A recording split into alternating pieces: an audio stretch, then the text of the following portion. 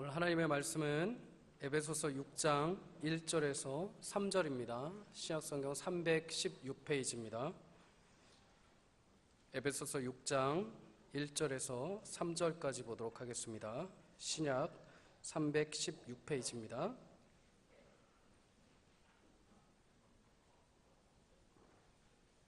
한 절씩 읽으시고 마지막 3절은 합독하도록 하겠습니다.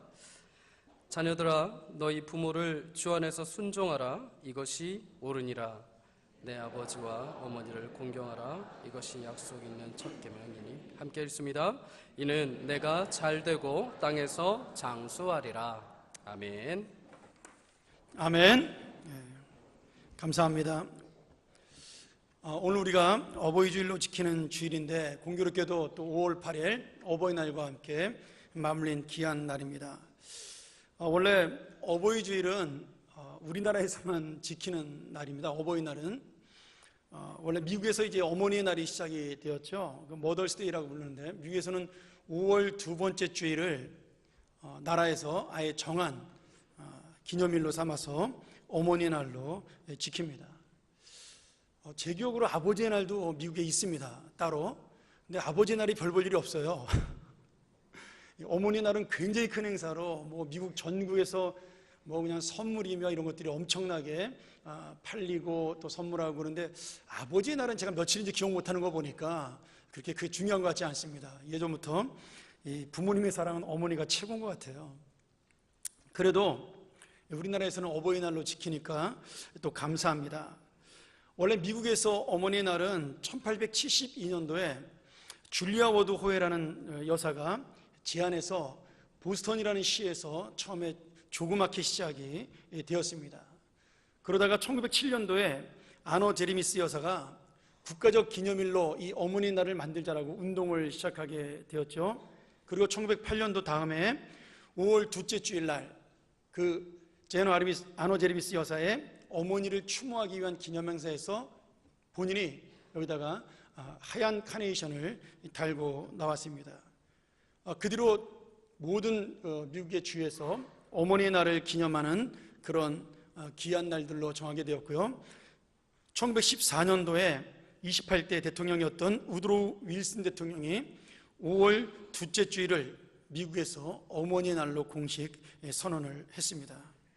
그리고 우리나라가 이것을 본받아서 1956년 5월 8일을 어머니 날로 정했다가 1972년도에 부모님은 다 똑같은데 왜 꼭 어머니 날이라고 부르냐, 이 남자들이 항의를 해서 그때부터 72년도부터 어버이 날로 이름을 바꿔서 지금까지 우리가 지키고 있습니다. 우리 교회에서는 총회에서 정한 어버이의 주일로 5월 둘째 주일을 어버이 주일로 지키고 있죠.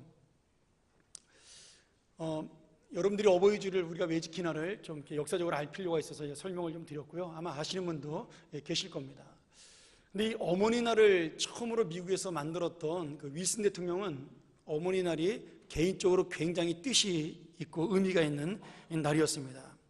이 윌슨 대통령은 어린 시절에 아버님이 목사님이셨는데 일찍 돌아가셨어요. 그래서 1900년도 초반이니까 그때 미국이 경제공황으로 굉장히 어려운 때였습니다. 그때 어머니가 삭바느질을 하면서 낮에는 또 달걀을, 양계장을 통해 달걀을 팔면서 이 윌슨 대통령을 키웠습니다. 윌슨 대통령은 어머니의 고생하는 모습을 보면서 그 은혜를 잊지 않기 위해 부지런히 공부를 했죠. 그리고 고등학교 때 전교 수석으로 졸업을 하게 되었습니다. 미국 고등학교는 그 전교에서 수석을 한 사람이 졸업식 날, 대학교도 똑같아요. 대학교는 고등학교랑 졸업식이 똑같은 방법으로 진행이 되는데 수석을 한 친구가 총장의 인사에 의해서 인사 다음에 나와서 학생 대표로 연설을 하게 되어 있습니다. 근데 그 연설이 굉장히 영광스럽고 명예스러운 평생에 기념할 만한 그런 연설이죠. 본인이 다 그 글을 써서 연설을 하게 됩니다. 근데 윌슨의 어머니가 갑자기 아들을 부르더니 내가 졸업식 날 갑자기 급한 일이 생겨서 못 가게 되었다. 서운하지만 너 혼자 가서 연설하면 어떠냐? 이렇게 물어본 거예요. 사실은 어떤 급한 일이 생긴 것이 아니라 돈이 없으니까 외출할 옷이 한 벌도 없었던 겁니다. 학교에 입국할 만한 외출복이 없으니까 아들이 혹시라도 창피할까 봐 그렇게 말씀을 한 거죠. 근데 이 윌슨 대통령이 어머니에게 이렇게 얘기했죠. 어머니가 안 계신 졸업식장은 내게 아무 의미가 없습니다. 어머님이 봐주지 않는 금메달, 이 전교 수석의 금메달도 아무런 가치가 없습니다. 내 목에 걸려진 금메달 어머니 목에 걸어 드릴 수 없다면 지난 3년이 내게는 아무런 의미가 없습니다. 이렇게 어머니에게 간곡하게 부탁을 합니다. 그래서 어머니가 비록 초라한 옷이었지만 옷을 깨끗하게 빨아서 입고 그 졸업식에 참석을 하게 되죠. 졸업식 날 이 윌슨 대통령은 학생 대표로 연설을 하고 자기의 목에 매달렸던 그 영광의 메달을 들고 자기의 자리에 간 것이 아니라 어머니가 앉아있던 자리에 가서 그 어머니를 향해 메달을 매달아주고, 이 메달은 제 것이 아니라 진정한 주인은 어머니입니다라고 그렇게 고백을 하게 되죠. 그러니 이 윌슨 대통령이 어머니 날을 제정한 것은 특별히 의미가 있는 그런 행사라고 볼 수가 있습니다. 이 윌슨 대통령이 어머니 날을 정한 다음에 이렇게 사람들에게 발표를 했습니다. 우리들 자녀들의 마음속에 어머니의 사랑이 불길처럼 일어나게 하고 싶습니다. 이 땅에 어머니를 잃어버린 모든 사람들에게 그 어머니의 사랑을, 진실한 사랑을 가르쳐주고 싶습니다. 이렇게 말을 하면서 오늘 우리가 기념하는 어머니의 날, 그리고 우리나라에서 어버이날이 시작이 된 것입니다. 목사가 설교를 할 때 제일 힘든 것은 자기도 그렇게 못 살면서 남 보고 그렇게 살라고 이야기할 때입니다. 제가 매주마다 그런 고민을 안고 강단에 올라오는데 가장 힘든 주일이 사실은 어버이 주일이에요. 제가 작년에도 한번 그 얘기했던 것 같은데, 제가 어버이 주일날 부모님에 대한 설교, 효도에 대한 설교를 한 게 몇 년 되지 않습니다. 어머니도 모시고 살지 못하면서 무슨 주제의 설교를 하나, 그런 생각이 들어서 제가 거의 한 10몇 년을 그런 설교를 하지 못했습니다. 그런데 여러분, 저도 오늘 부끄러운 또 고백을 여러분에게 하지만 여러분 이해해 주시기 바랍니다. 목사라고 해서 별다른 사람은 아니죠. 노력은 하지만 저도 완전하게 살 수는 없습니다. 그래도 하나님의 말씀을 전할 의무가 있기 때문에 오늘 효에 관한 설교도 해야 된다고 생각을 합니다. 그러니 오늘 말씀은 저와 여러분이 같이 하나님 앞에서 부족함을 느끼며 이렇게 살아야 되겠다는 말씀으로 함께 듣기를 소원합니다. 우리가 십계명을 보면 1계명부터 4계명까지는 하나님을 향해서 지켜야 할 수직적인 명령이 기록되어 있습니다. 나 위에 다른 신을 내게 두지 말라. 그리고 마지막 4계명이 안식일을 기억하여 그날을 거룩히 하라. 하나님을 향한 명령이죠. 그런데 5계명서부터 10계명까지는 사람과 사람 사이에 지켜야 할 계명, 다시 말하면 우리 인간의 도리에 대한 설명을 하고 있습니다.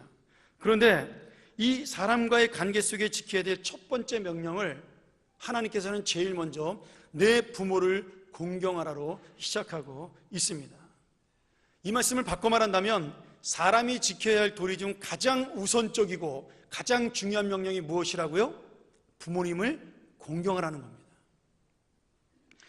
오늘 우리 목사님이 읽었던 에베소서 6장 1절부터 3절까지 내용 중에 약속 있는 첫 계명이라고 말씀을 합니다. 여러분, 왜 첫 계명이에요? 사람의 도리 중에 지켜야 할 첫 번째 계명이기 때문에 그 약속을, 그 하나님의 말씀을 지키는 자에게 그 약속대로 복 주신다라는 말씀이기 때문에 첫 계명이라고 설명을 하고 있습니다. 그러니 여기서 말하는 첫 번째 계명이라는 말은 단순히 순서상의 문제가 아니라 우리 인간이 지켜야 할 도리 중에 가장 우선적이고 가장 중요한 계명이다, 그런 의미가 담겨져 있는 거죠. 여러분, 이 부모님을 공경하라는 명령에는 예외가 없습니다. 핑계도 될 수가 없어요. 제가 돈이 없기 때문에, 제가 바쁘기 때문에, 아니면 우리 부모님이 나를 낳기만 했지 해준 게 도대체 뭐가 있냐? 어떤 분들은 그런 말 하는 분들이 있죠. 부모의 도리를 내야 부모지, 이런 불만을 터뜨리면서 부모님을 홀대하고 그리고 무시하는 어리석은 사람들이 있습니다. 요새는요, 경제적으로 어려워지면서 자녀들이 부모를 학대를 합니다. 올해는 제가 아직 그런 기사를 못 봤는데 작년에 그런 기사를 제가 여러 번 봤어요.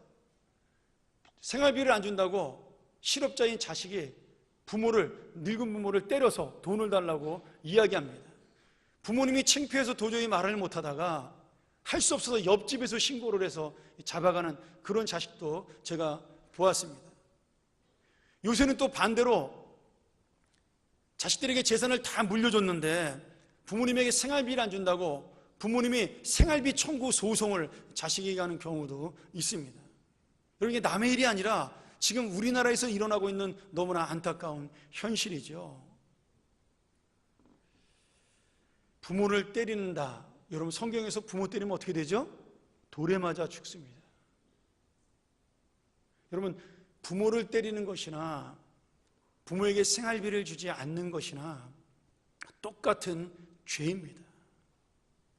부모님이 나보다 훌륭한 인격자고 나에게 많은 재산을 남기고 나에게 사랑을 많이 베풀어서 그분이 부모님이 아니라 하나님의 말씀에 따르면 그분이 우리를 낳아주신 것 하나만으로 그분이 부모님이라고 말씀을 하는 겁니다. 그러니 부모의 가치가 어디에 있어요?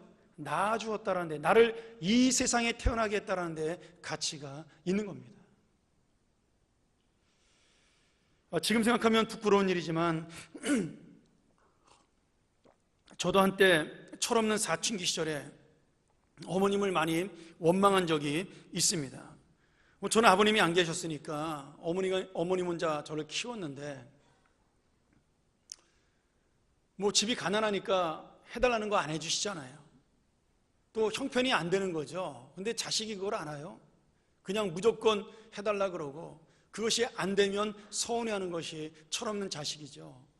저도 어릴 때 그런 마음을 품고 어머니에게 서운하고 원망했던, 겉으로야 제가 어머니에게 함부로 할 수 없으니까 그렇게 말하지 못했지만 속으로 그런 원망을 하고 나는 왜 이런 집에 태어났을까? 왜 우리 엄마는 내 친구 엄마처럼 저렇게 좋은 엄마가 되지 못할까? 그런 생각을 철없이 한 적이 꽤 있었습니다. 물론 예수님을 바로 알고 나서 그러한 생각이 많이 사라졌죠. 여러분, 부모님은 부모님이라는 이름 자체 하나만으로 공경을 받을 가치가 있습니다. 아버지는 아버지라는 이름으로, 어머니는 어머니라는 이름으로 우리가 공경해야 될 하나님의 가치가 있는 겁니다. 하나님께서는 오늘 우리에게 말씀하셔요. 조건을 달고 부모에게 공경하라고 말씀하시지 않았습니다. 무조건 공경해야 된다고 말씀을 하셨어요. 여러분, 우리가 십계명을 바라보면서 나 위에 다른 신을 내게 두지 말아라, 우상을 섬기지 말아라, 여러분, 그 말씀에 어떤 조건이 있나요?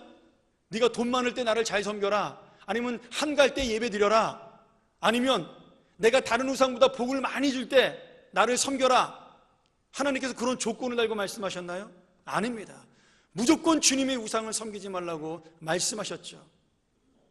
오늘 여러분, 이 우상을 섬기지 말라는 명령에 우리가 핑계대지 않는다라면 부모를 공경하라는 명령도 이와 똑같은 명령이라고 믿어야 하는 겁니다. 부모님이 잘나고 못나고의 조건이 없어요. 나에게 잘해주고 못해주고의 평가도 할 수가 없습니다. 그냥 하나님이 주신 부모님이기 때문에 나는 그 부모님을 공경하고 순종한 것이 바로 믿음의 도리입니다. 여러분, 기독교는 철저하게 효도의 종교입니다. 하나님을 섬기라는 명령과 똑같은 권위로 부모님을 섬기고 어른을 공경하라고 말씀합니다. 요한복음 19장에 보면 예수님께서 십자가 달려 돌아가실 때 그 고통 가운데 마지막으로 자기의 제자였던 요한에게 부탁하신 그 말씀이 무엇입니까? 바로 혼자 남은 어머니를 부탁하면서 이제 이분이 바로 너의 어머니이다. 또 어머니에게 말씀하시죠. 이제 요한이 당신의 자식입니다. 그리고 예수님은 그 말씀을 끝내고 마지막으로 내가 다 이루었다라는 말씀을 하시고 이 땅을 떠나셨습니다. 저는 이 다 이뤘다는 말을 넓게 보면 예수님의 구원 사역과 예수님의 놀라운 십자가의 복음이 다 이루어진 것이기도 하지만 좁은 의미의 그 순간의 모습으로 본다면 자기의 마지막 마음속에 남은 어머니에 대한 미안함, 자식으로서 부모를 섬기지 못했던 그런 아쉬움을 털어버리는 마지막 그런 시원한 고백이 오늘 다 이루었다라는 고백이라고 믿습니다. 오늘 여러분, 예수님의 그 마지막 고백이 어머니, 홀로 남으신 어머니를 공경할 수 있는 그 문제를 해결함으로 마지막 사역을 이루었다라는 그 말씀이 얼마나 놀라운 말씀인지 모릅니다.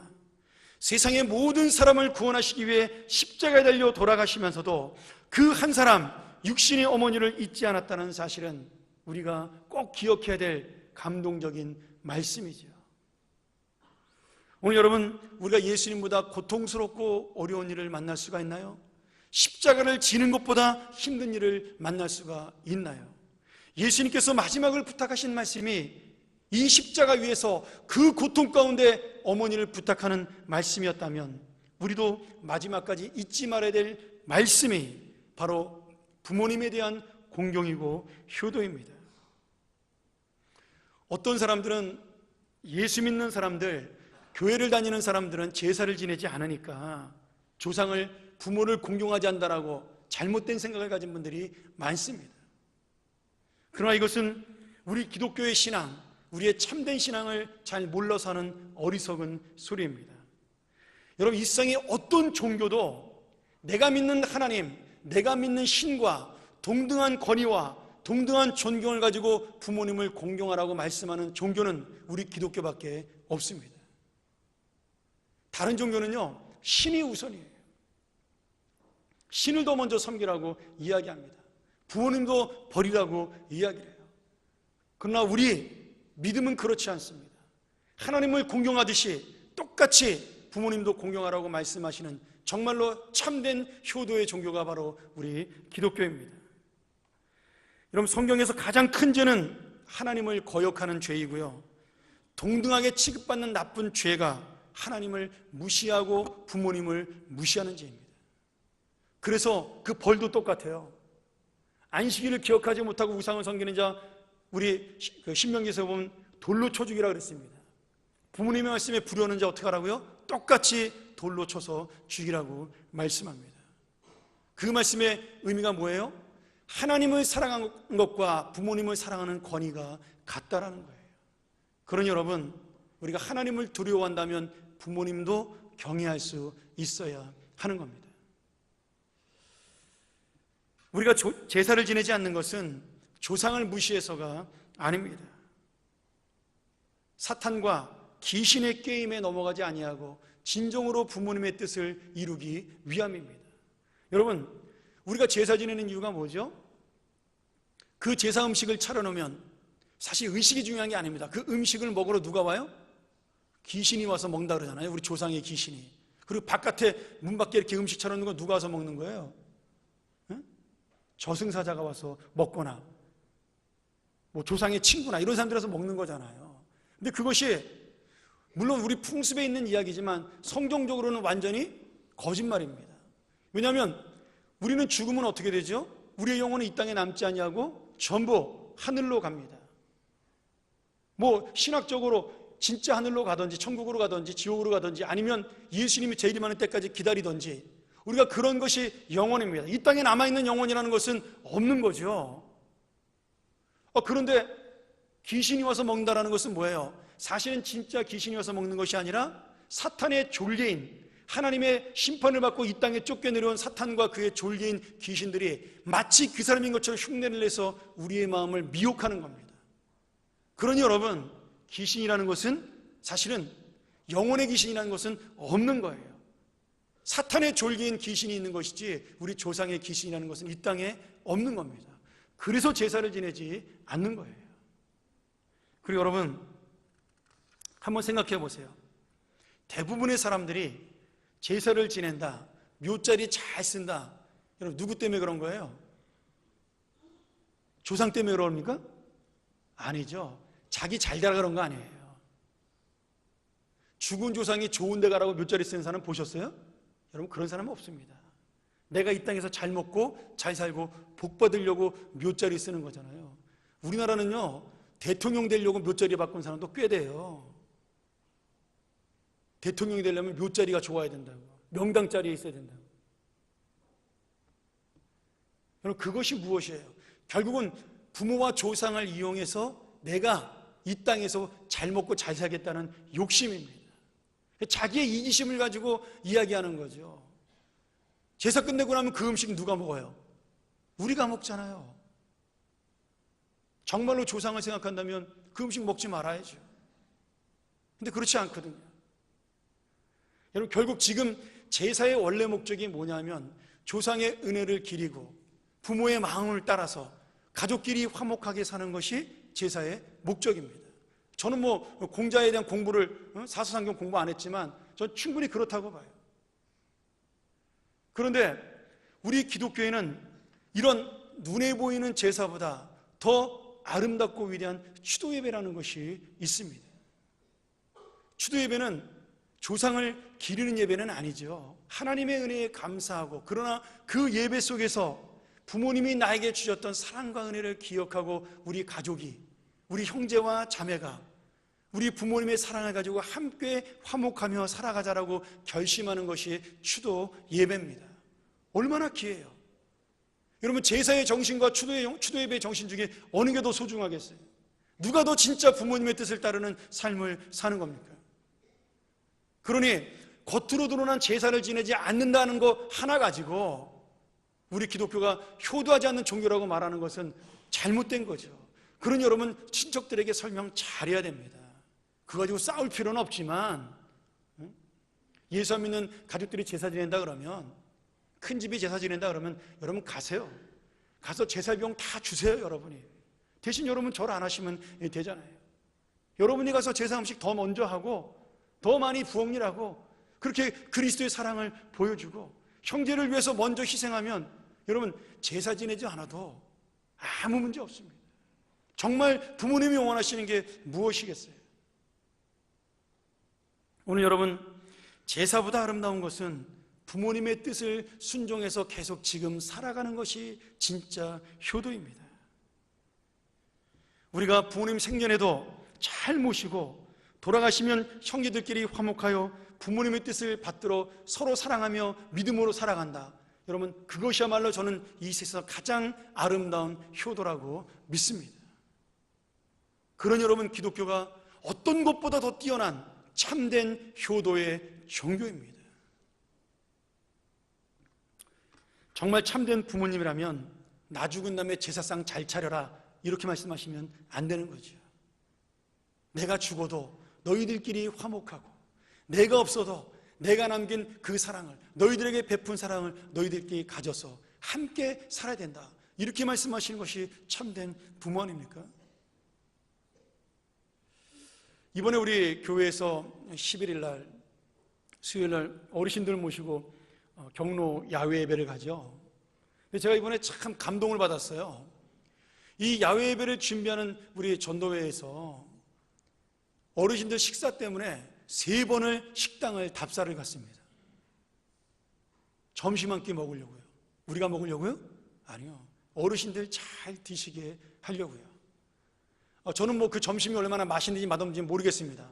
근데 여러분, 그 정성을 보시고 우리 어르신들 가셔가지고 무조건 맛있다고 그러셔야 돼요.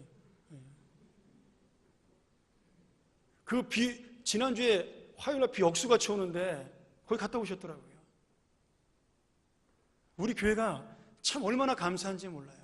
어르신들이 많은데 그 어르신들을 잘 섬기려는 마음이 이 교회 안에 있잖아요. 어른들이 기뻐하고 어른들이 즐거워야 이 교회가 진짜 화목한 교회가 되는 겁니다. 여러분, 제가 수요일마다 특별히 늘 푸른 대학 어르신들을 위해서 성경 공부를 제가 직접 가르칩니다. 근데 제가 예배를 제외하고 그 소그룹 모임 제가 특별히 하는 제자훈련을 빼놓고 이렇게 수십 명을 앞에 한꺼번에 놓고 담임 목사 직접 가르치는 시간은 딱 그 시간밖에 없어요. 그러니 여러분, 제가 얼마나 어른들을 지금 사랑하고 있다는 것을 아셔야 됩니다. 매주 만나잖아요, 우리. 우리 교회가 아름다운 교회입니다. 어른을 사랑하고 어른을 공경하고, 또 우리 장로님들 그러시더라고요. 어제 어른들 사랑하는 것만큼 우리가 아이들에게도 청년들에게도 관심 가지고 사랑 갖자. 담임 목사가 말 한마디 안 해도 얼마나 가슴이 뿌듯한지 몰라요. 내가 정말 좋은 교회에 왔구나. 그 어른과 청년과 어린이가 하나 되는 교회, 서로가 서로를 격려하고 사랑하는 교회, 그런 교회가 진짜 아름다운 교회죠. 여러분, 우리 애들한테 요새 애들 인사 안 한다고 야단치지 마세요. 먼저 가가지고 등 두들겨주고 넌 네 집 자식이냐 이렇게 물어봐주면요, 그 다음 주일날 찾아와서 인사합니다. 우리 어른들이 이렇게 마음을 넓게 아이를 향해서, 젊은이들을 향해서 가진다면, 부모의 마음으로 그 아이를 바라본다면 정말 이 교회는 더 성숙하고 더 부흥하는 그런 교회로 나아갈 줄로 믿습니다. 오늘 여러분, 정말 하나님께서 우리에게 말씀하신 이 명령, 부모님을 잘 공경하는 이 말씀이 바로 오늘 우리에게 전해주는 귀한 말씀 되기를 주의 이름으로 소원합니다. 자, 한 가지만 더 말씀드리고 마치죠. 이 부모님을 공경하는 것이 당연한 도리인데, 오늘 하나님께서 우리에게 어떤 약속을 주셔요? 이 약속 있는 첫 계명, 부모를 공경하는 이 계명을 잘 지키고 순종하면 내가 너에게 땅에서 잘되고 장수하는 복을 주겠다라고 약속을 하십니다. 야, 이거 얼마나 신나는 일이에요. 당연한 일을 하는데 복도 주신대요. 도리를 다하는데 그 도리에 하나님의 약속의 축복을 주신다라는 겁니다.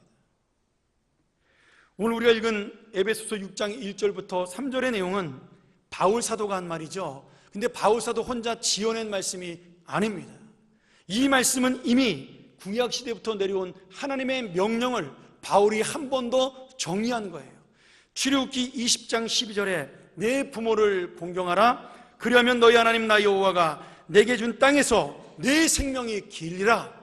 또 신명기 5장 16절 너는 너희 하나님 여호와의 명한 대로 내 부모를 공경하라. 그리하면 너희 하나님 여호와가 내게 준 땅에서 내가 생명이 길고 복을 누리리라. 이 두 말씀을 사도 바울이 쉽게 정리를 해서 오늘 에베소 교회 교인들에게 전해준 겁니다.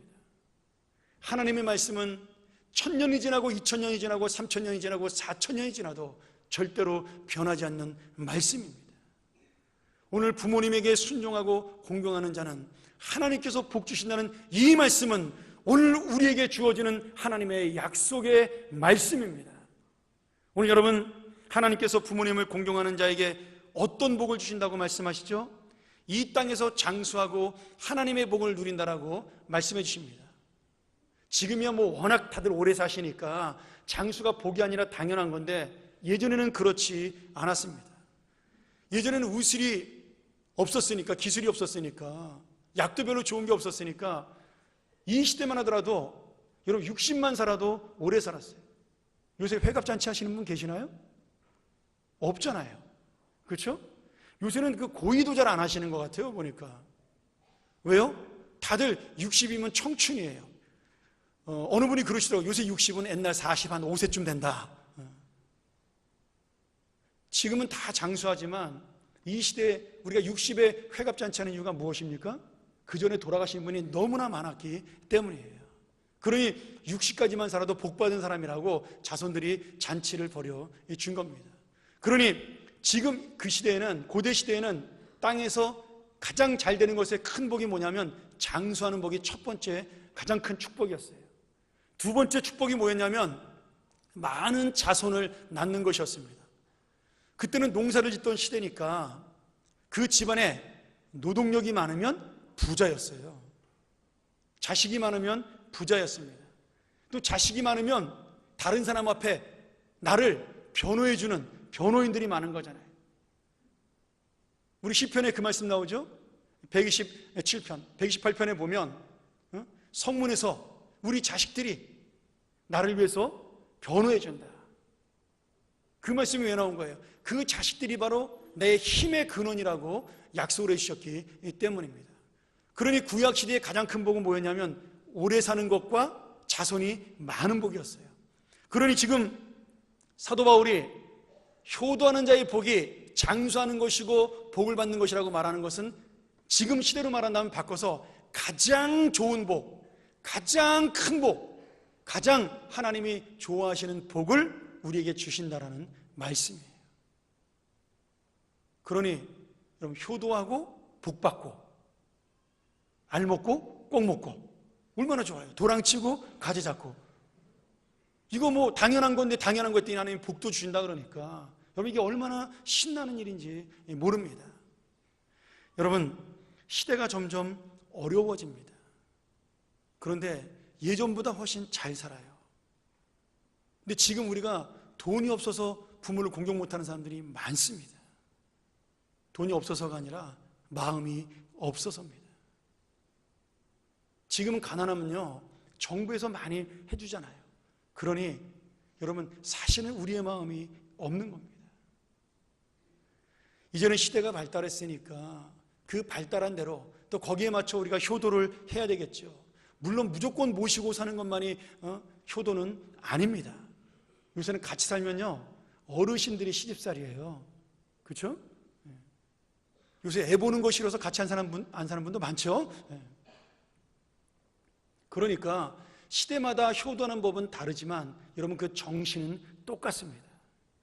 내 마음속에 중심으로 하나님 앞에 헌신하고 충성하며 부모를 경외하고 순종하는 자, 그 복은 3,000년, 4,000년 전에 모세 때나 지금이나 똑같은 하나님의 명령이요, 똑같은 하나님의 복입니다.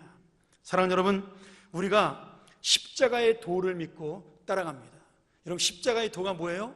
위로는 하나님을 섬기는 거예요. 수직으로는, 수평으로는 뭐예요? 사람과 사람 사이의 관계를 우리가 하나님의 사랑으로 살아가는 겁니다. 이 십자가에도 하나님과 사람을 완성하는 것, 그것이 바로 십자가인데, 그 십자가의 첫 번째 수직이 하나님이라면 이 수평적 십자가의 첫 번째는 부모님입니다. 그러니 여러분, 내가 십자가의 도를 완성하는 삶, 십자가의 복음을 완성하는 삶을 사는 첫 번째 발걸음은 무엇이냐? 바로 부모님께 효도하는 공경입니다. 사랑하는 여러분, 오늘 눈에 보이는 아버지 어머니를 공경하고 사랑하지 못하면 눈에 보이지 않는 하나님을 사랑한다는 것은 당연히 거짓말입니다. 그러니 오늘 이 놀라운 십자가의 인생 앞에 수직의 신앙과 수평의 신앙의 조화를 이루어 참된 십자가의 복음, 참된 십자가의 완성, 하나님의 복받는 인생, 그 인생을 끝까지 살아가시기를 주의 이름으로 간절히 축원합니다. 기도하겠습니다.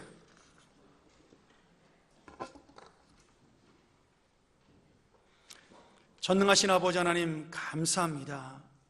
오늘 이 말씀을 통하여 우리가 너무나 잘 알고 너무나 당연한 말씀이지만 다시 한번 기억하며 하나님의 복을 받게 하시니 감사합니다. 아버지 하나님, 우리에게 계신 부모님, 나를 이 땅에 있게 하신 부모님, 그것만으로도 감사할 수 있도록 도와주시고, 부족하고 연약한 인간의 모습을 갖고 있다 할지라도 하나님의 말씀이기에 그 말씀에 순종하여 우리가 부모님을 사랑하고 공경할 수 있도록 인도하여 주시옵소서.